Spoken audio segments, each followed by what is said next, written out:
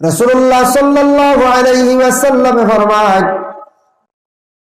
যে বাড়ির মানুষ, যে ঘরের মানুষ সকালবেলা বিলকুল ঘুম থেকে উঠেন না, দেরি করেন, অটোমেটিক বোঝা যাইব এই বাড়ির বাচ্চারার স্মরণ শক্তি, ইয়াদ শক্তি কম থাকে। কারণ যে বাড়ির মধ্যে জানিয়ে রাখবা ঘুম থাকে সকালবেলা উঠিতা নাই, আল্লাহর জাতর রহমত এই বাড়ির মধ্যে পড়ে না। রহমত থাকি বঞ্চিত হয়ে যায়, রহমত থাকি মহরুম হয়ে যায়। এর লাগে সকালবেলা আমরা প্রত্যেক মুসলমান হল ঘুম থাকি জাগ্রত হইতাম। যদি কোনো বাড়ির মানুষ যদি হকিকাতান যদি নামাজি যদি হইয়া থাকেন, তাহলে সকালবেলা ঘুম থাকি উঠিবা, ফজরের নামাজ আদায় করবা। আর ফজরের নামাজ আদায় করলে কোরআন শরীফ আল্লাহর কালাম তিলাওয়াতের মধ্যে অবশ্যই অগ্রসর থাকবা। কোরআন শরীফ তিলাওয়াত করবা। আর যে বাড়ির দেরিতে ঘুম থেকে উঠিবা, নামাজও ঠিক হইতো না, তিলাওয়াত আর থাকবো না, উঠেও চা নাস্তার ব্যবস্থার দেরি, বাচ্চারা উঠে দেরিতে মসজিদে যায়, ও প্রমাণ মিলি যায়। এটা বাচ্চারা ইয়াদ শক্তি কম থাকে, স্মরণ শক্তি কম থাকে। ঘুম থেকে উঠার পরে প্রত্যেকের ব্রেনটা একটু বালা থাকে, ফ্রেশ থাকে। এর লাগে সবাই বক্তব্যের মধ্যে বাচ্চাদের যে শিক্ষা যেটা দেওয়া হয়, এই শিক্ষাটা কিন্তু বড় গুরুত্বপূর্ণ শিক্ষা। বুনিয়াদী শিক্ষাটারে আমরা বেশি করিয়া সারাই গুরুত্ব দিতাম। বুনিয়াদী শিক্ষা, ও বুনিয়াদী শিক্ষা যেগুলো সবাই বক্তব্য দেওয়া হয়, এটার উপরে আমরা সবাই গুরুত্ব রাখতাম। এটা বহুত দরকারি।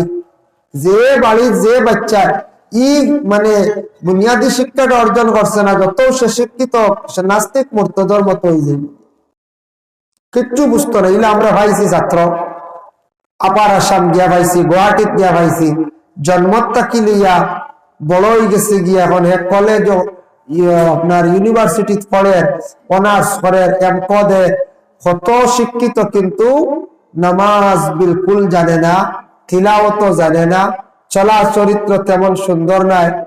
এমন একটা অসুন্দর হালতে চলা আমি নিজে দেখছি, দেখিয়া হইলাম না।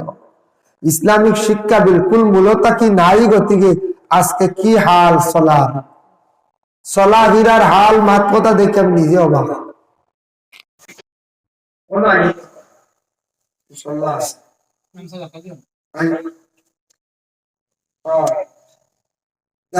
বিশেষ করে এই বুনিয়াদী শিক্ষা যেটা আছে, এটার উপরে আমরা কেনা করতাম, গুরুত্ব দিতাম। বুনিয়াদী শিক্ষায় আমরা গুরুত্ব দিতাম। সকালবেলা বাচ্চারা মসজিদে গেলে ব্রেনটা ফ্রেশ থাকে। মসজিদের ইমাম সাহেব বলে দেখুন জানি এক মেসাবে 50 জন 60 জন 70 জনকে কম বেশ পড়াই যায়। এটার মধ্যে আমরা একটা পথ দিছি, এক মেসাবে 50-60 জন পড়াই যায়, 70 জন পর্যন্ত পড়াই যায়। খাবার দিয়ে কি পড়াতে একবার কথা আল্লাহ দিয়ে গেছে। বাচ্চারা স্মরণ শক্তির মধ্যে ওলা বেশ কম আছে, কোন বাচ্চা ইয়াদ শক্তিটা বড় কম, আর কিছু বাচ্চার আসল মিডিয়াম, মোটামুটি কিছু পড়া পায় না। কিছু বাচ্চারা আসল একবার ব্রেনটা খুব বেশি বলা ঘাস, খুব বেশি পড়া পায় না। এর লাগে মেধা আমরা যাচাই করিয়া দেখছি 3 বার মিডিয়াম, আর খুব ভালো একগুলো কিছু বেশি পড়া কম হয়, স্মরণ শক্তিটা ইয়াদ শক্তিটা বিলকুল কম। এর জন্য বিশেষ করিয়া দেখো সবাই বক্তব্যের মধ্যে যারা বাচ্চারা দেয়, বাচ্চারা যারা কিশোর সবাই বক্তব্যের মধ্যে দেওয়ার পরে মা বাবা খেয়াল করো না। স্কুলের মধ্যে আপনার ছেলে দিচ্ছেন, মেয়ে দিচ্ছেন, মা বাবা খেয়াল করতে আপনার ছেলের মেধাটা আপনি কি করতে যাচাই করতাম। মেসাবার কাছে ছাত্র দিচ্ছেন, আমার ছেলে পড়ে না কেন, পড়ে আগ্রহ না কেন, আমরা দোষারোপ করতাম মানে কি না। এই বাচ্চার প্রতি খেয়াল করতাম, কিন্তু পড়া ভাই খোঁজখবর লইতে, সন্ধ্যাবেলা তারা পড়া লইতে যাচাই করতাম আমার বাচ্চার ইয়াদ শক্তিটা ভালো আছে, স্মরণ শক্তিটা ভালো আছে।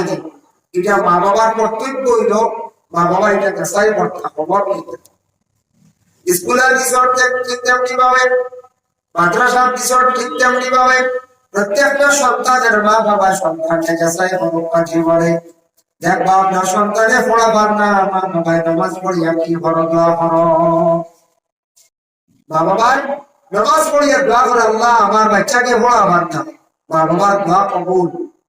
বাবা দোয়া করতাম তারে পড়া পাইবার লাগি মেহনত করতা এর লাগে সবাই বক্তব্য শিক্ষা যেটা আছে এটা খুব গুরুত্বপূর্ণ।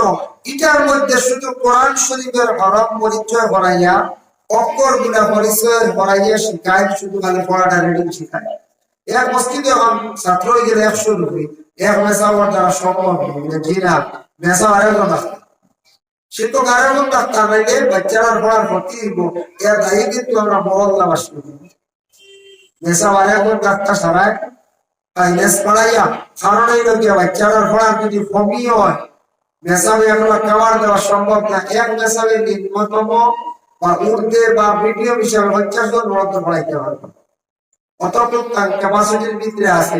এর থেকে বেশি যে কোনো মসজিদে 60-70 জন পড়াইলে না, কোনো মসজিদে 100, 150, 120 দুই মেসাব লাগবো, 3 জন লাগবো, কারণ বাচ্চারা লাইফ ক্ষতি হইব। মেসাবে সারারে পড়া হয়ে দিতেও পারত না, সারার লইতেও পারত না। এর লাগে সবাই মুক্ত করে আমরা একটু উন্নত করতাম, বৎসর পরীক্ষা আমরা চেষ্টা করতাম, অর্থাৎ মেধা কাছারি লাগে বিভিন্ন কুইজ কম্পিটিশন করতাম। এটার থেকে আমরা বাচ্চারা আগ্রহী হইবা, পড়িবা, পড়ার দিকে মনোযোগ দিবা। আর এই যদি শিক্ষা যদি বাচ্চাটার জীবনে যদি অর্জন করে না, এই বাচ্চাটার জীবনে পড়াশোনা করবো কিন্তু এই পড়াটা জলদি শিখতে পারতো না, পড়িতে বহুত কষ্ট হইবে। লাগে এটা পড়া হইল গিয়া সকালবেলা শেষ। আমরা দেশ কিছু কিছু মা বলে ছোট ছোট বাচ্চার মসজিদে দিলেন, একবারে বাচ্চার 2-2.5 বছর হয়েছে, আমার মা তো পুরো পরিষ্কার নাই, এই বাচ্চাটা পড়া কি জিনিস তাও বুঝে না, মসজিদে দিলেই না। আর মেসাবে নিয়ে রাখলো কত সময়, মেসাবে আপনার তারে দমক দিলা মার মুখ হইলে হেও ফিরিয়ে আমার মা মেসাবর সিগনাল ধরি না, মেসাবর কুলো উঠি যায়, ছোট বাচ্চার ফায়দা ছিড়ি না, কুলো সিবার ছিড়ি না। এই আল্লাহ, ও আল্লাহ তো আপনার কিছু বাচ্চা নিয়ে একবার ছোট দিতে ইরা নিতাম না। হযরত উমরে একদিন খুতবা কালাম করিয়া দিলেন, উমরে কালাম করছেন আপনি। হযরত উমরে জানাই তুমি তাকে ছোট একবারে বাচ্চা মসজিদে লইয়া যাইও না, দিয়ে বাচ্চাটা বেবুজ, যে বাচ্চাটা একবারে বেবুজ তুমি তার মসজিদের মধ্যে লইয়া যাইও না বলে এখানে এই বাচ্চা মসজিদের ইমাম নামাজ ফেওরর কাকে দে দৌড়াইব, ফেওরর টুটি যাইব, নানান তামাক দিব, চিৎকার দিব, এর জন্য তুমি তাই ছোট ছোট বাচ্চার ধরে মসজিদের নামাজ লইয়া যাইব না। আবার উপরে বললেন লইয়া যাইব বাচ্চা। আরেকদিন এলান দিলা বললাম তুমি তাই বাচ্চার ধরে ধরে ধরে লইয়া মসজিদে যাওয়া শিখাও। প্রশ্ন জানলে হে উমর আপনি নিষিদ্ধ করছেন বলে নিষিদ্ধ করছি বেবুজ বাচ্চার ধর্মকে।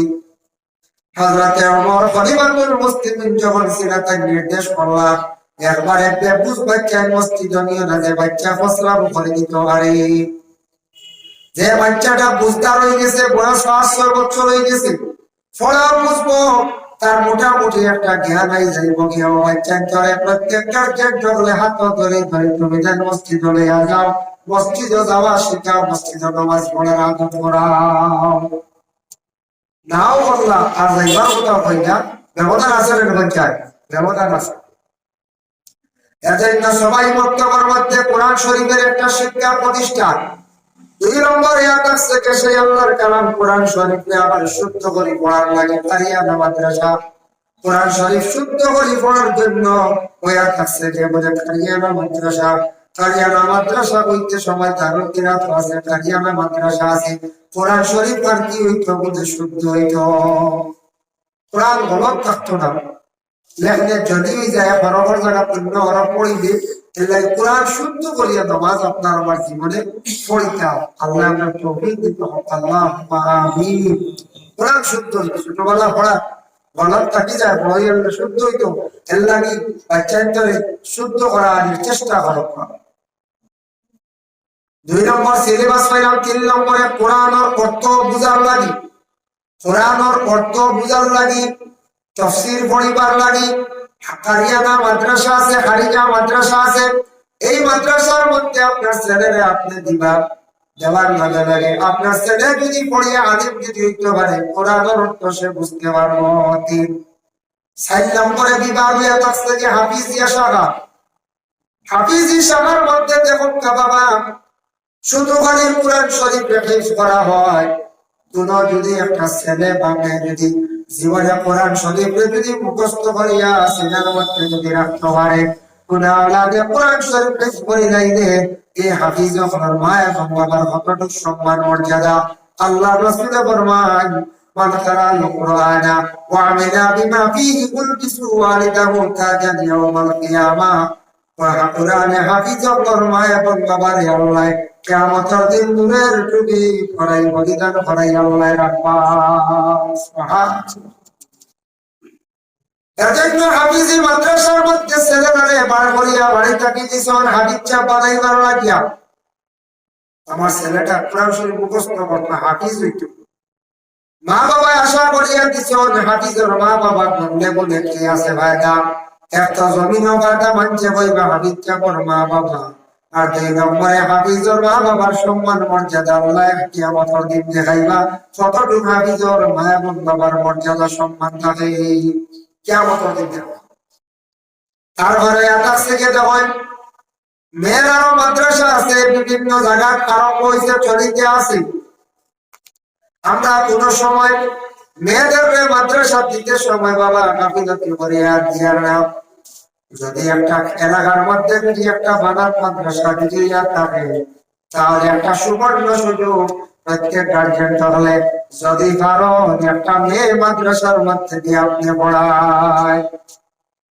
ও আজকে বছর দিন আগে এক মানুষে আমার কাছে কইল, হুজুর আমি একটা মেয়ে চাই আর বানাত মাদ্রাসা পড়নেওয়ালা। বুঝেছি কিনা হওয়া যায়, মাদ্রাসা পড়নেওয়ালা মেয়ে মানছে চাই, আদর্শবান দিনদারি হনেওয়ালা একজন মহিলা মানুষে চায়। মাদ্রাসার যে মেয়ে দিলাই যে আমার মেয়েটা কোয়ালিফাইড না, এটা ভুল ধারণা। আপনার মেয়ে মাদ্রাসার মধ্যে যদি পড়াইতে পারো, আর যদি কোরআনে হাফিজ যদি বানাইতে পারো, আর হাফিজ যদিও বানাই না, কিছু যদি কোরআনে হাফিজ বনে আর কিতাব আদি যদি পড়ে, মেয়েটা জীবনে মাসলাও জানবো, কোরআন শরীফের কদর বুঝবো। এই মেয়েটা জীবনে কোরআন শরীফ তিলাওয়াত করবো। যে পুরুষের মধ্যে দিনদারি থাকবো বুঝবো, এই পুরুষে বলে আমি সমাজ একজন হাফিজ চাবরে ঘরের মধ্যে আনি, আমার কোনো টাইম হিসাবে কোরআন শরীফ তিলাওয়াত থাকবো। কোরআন শরীফ মুখস্থ তাহলে তিলাওয়াত করতে অসুবিধা নেই, আগে তিলাওয়াত করা যায়, খাস নাম বলে বলে তিলাওয়াত করা যায়। এর লাগি যদি কোনো একজন মেয়ে কোরআন শরীফের উপর যদি জ্ঞান তাকে পড়ে, যদি মেটায় তাহলে এই মহিলা অবশ্যই কোরআনের প্রতি একটা মহব্বত থাকবে, কোরআন শরীফ তিলাওয়াত জারি হবে। এটাই তো আল্লাহর কালাম কোরআন এমন একটি কিতাব বাবা, যে কিতাব সম্পর্কে আল্লাহ ঘোষণা দেন, ইন্না নাহনু নাযালনা যিকরা ওয়া ইন্না লাহু লাহাফিজুন। আমি আল্লাহর সাথে কোরআন শরীফকে জমিনের মধ্যে অবতীর্ণ করলাম, আর সেই কোরআন শরীফে আমি আল্লাহ হেফাজতকারী আমি আল্লাহ কোরআনের হেফাজত করব। কেউ যদি কোরআনকে সম্মান করো না, কেউ যদি কোরআনকে তাজিম করো না, তোমার ক্ষতি হইব। আমার কোরআনের কোনো কিছু নাই, আমার কোরআনের কোনো কমি হইতো নাই, অবন্ধ ফালতু মাথার বরং ক্ষতি হইব। আমার কোরআনের হেফাজত আমি আল্লাহ করে গেছি বলে কিনা। আমার ভারত যতক্ষণ কোরআন আছে, লক্ষ লক্ষ কোরআন শরীফ করে রাখা আছে, মার্কেটে রাখা আছে। হঠাৎ যদি কোরআন শরীফ ছাড়া যদি একত্রিত করে যদি চালানো যায়, ইলা ওই তো একটা উদাহরণ। তাহলে আল্লাহ লক্ষ লক্ষ হাফিজ চাবল বানাইয়া রাখি দিছেন, এরা জবান দিয়ে কইতে থাকবা, কাটিতে লেখবা, অবিপুল কোরআন শরীফ আবার লেখা হয়ে যাইব। কোন কমি গুণ হইছে কি না? কোরআনের মধ্যে সবকিছুর সমাধান আছে, আল্লাহর কালাম কোরআনের মধ্যে কত কিছুর সমাধান আছে বাবা। দেখো সেই আল্লাহর কালাম কোরআন শরীফের মধ্যে 114টা সূরা আছে। 114টা সূরার মধ্যে প্রথম অবস্থায় আমরা কোরআন খোলা মাত্র বাইবেলে সূরা ফাতিহা। সূরা ফাতিহা একটা সূরা আছে না? সূরা ফাতিহা একটা সূরা আছে, এগুলোর নাম আনজন তাফসীর ইবনে কাসির 60টা। এক নাম হইল সূরা ফাতিহা, 2 নম্বর নাম হইল উম্মুল কোরআন। ফাতিহা কোন কথার লাগি? ফাতহুন শব্দের অর্থ লাগে খোলা, আরবি শব্দ। কোরআন খোলা মাত্রই সূরা পাওয়া যায়, ওটার থাকি ফাতিহা নাম রাখা। 2 নম্বর শব্দের অর্থ হলো উম্মুল কুরআন, আস্তা কুরআনের মা, মূল আসল, আমাদের মা আসল না। 3 নম্বরে আছে যে উম্মুল কিতাব, কিতাবর মা। 4 নম্বর হইছে গিয়া বলে শিফা। 5 নম্বর হইছে বলে দোয়া। 6 নম্বর হইছে বলে রাকিয়া। আর 7 নম্বরে হইছে বলে সাবউল মাসানি। উম্মুল কিতাব পরে হইলা দোয়া এবং শিফা। শিফা কেনে হইলা হাদিস শরীফ আইছে রাসূলুল্লাহ ফরমায় ফি ফাতিহাতিল কিতাবি শিফাউন মিন কুল্লি দাই।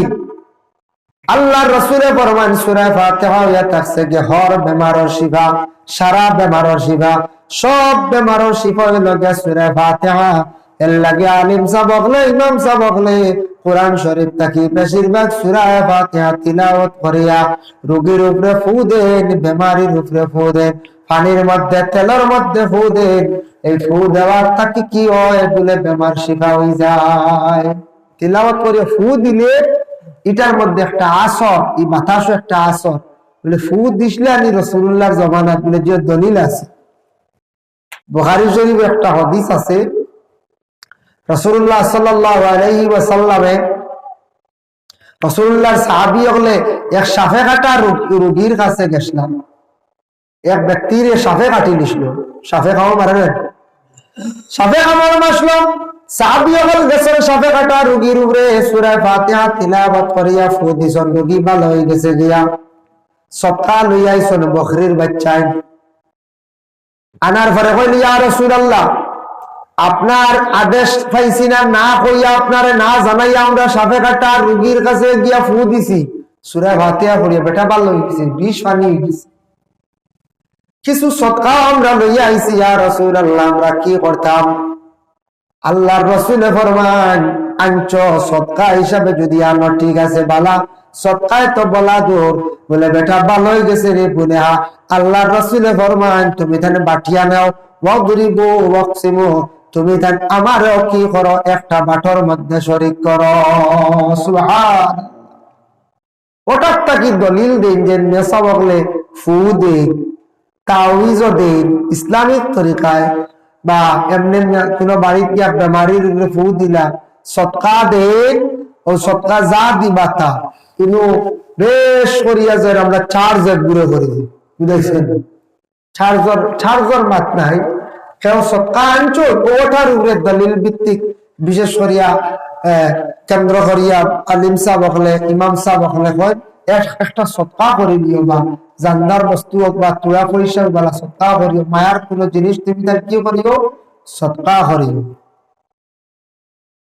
সাহাবী হলে বুখারী শরীফের হাদিস জিলদে সানি তানচয়, সাহাবী হলে কইলে ইয়া রাসূলুল্লাহ আমরা তো বকরির বাচ্চা নিয়ে আইছি, বেটার তো রূপ কমিস, আমরা ও কুরআন থেকে ফু দিছি, বুঝছেন?